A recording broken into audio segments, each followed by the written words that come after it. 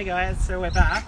We're now at the end of the road that we showed you in the previous video. That's the roundabout there, so just as a marker, if you want to give them a marker.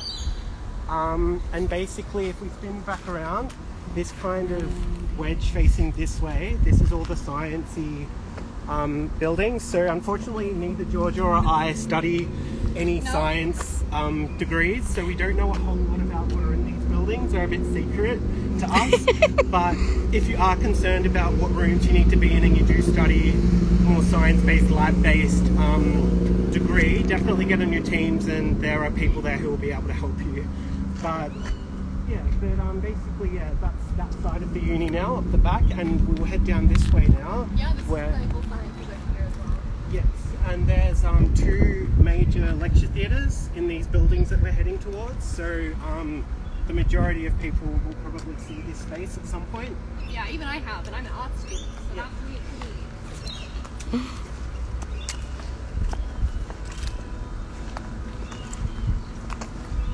Yeah, we thought we'd give you just a little bit of a look around, even though this is a very unfamiliar area to us. It's just good because at the end of this kind of path is the 24-hour study space, one of them, one of several. So I just thought it would be a good idea to give you guys a look at what you'll be seeing.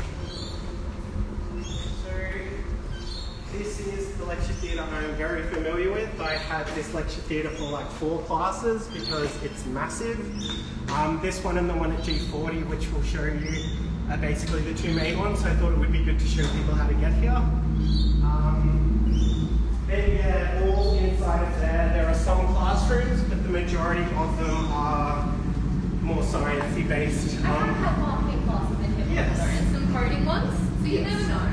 Yeah, it depends how busy the other spaces are. That's the lift to get upstairs. If you need to, I've never really gone up there because I go up from the bottom level. I think one thing about studying at Griffith is you're always exploring and finding new parts of the uni. Yes.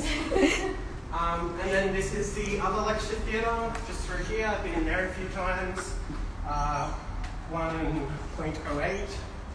Oh, that is one good thing to mention. If the number of the room you're supposed to be in starts with 1, it will be a ground floor classroom. If it's 2, second floor, and so on. At this campus at least. Yeah. At other campuses it gets very confusing, so we're very lucky at the Gold Coast. But don't think that because one is G30 and another one's G31 that they'll be next to each other. That's not how they have been named at all. Yes, no, so you will notice, like the buildings all have different numbers, but they're not in any kind of pattern. It's more of when they were built. Yes, it's when they were built. So, that's how they numbered them. like G1 could be here and G2 could be on the other side of campus, so you've just got to pay attention to your... A really good idea is to plan out and try and figure out where they are before your class, like so you're not late, even if you give yourself an extra half an hour to just figure it out before you actually start class. Yep.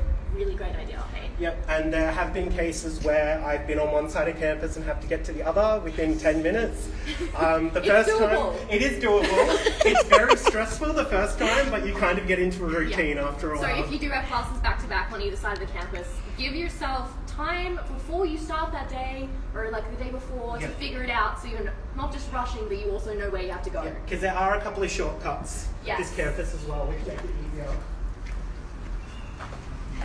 Just little tips we're thinking of it on the way. I'm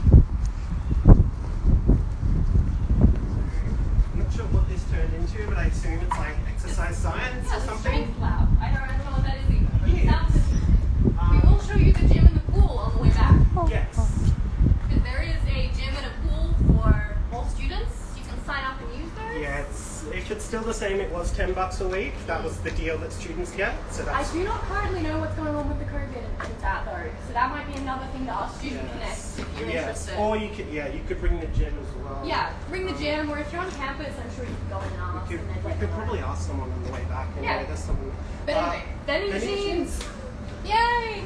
Ooh, chip, chip. Or energy drinks while you're studying. I don't know how you do it, but I commend you. But that energy drinks for the first few years was my thing. Yep. I have gone off it now. I'm proud of myself. But anyway, these snacks will get you through because when the cafes are closed or run out of food or too far away, these ones are hiding something. You will find them. So yeah, this outdoor study space is actually my favourite apart from the other one across campus. So if you're on this side, this is probably the best one. It's covered, you know, comfortable, and it has PowerPoints as well. The breezeway is really nice if you can't tell based on my hair. Yes. Too much, but this is a 24-hour study space. Let's stick our heads in. Yep, there's a lot of computers in here. This one's usually not too busy.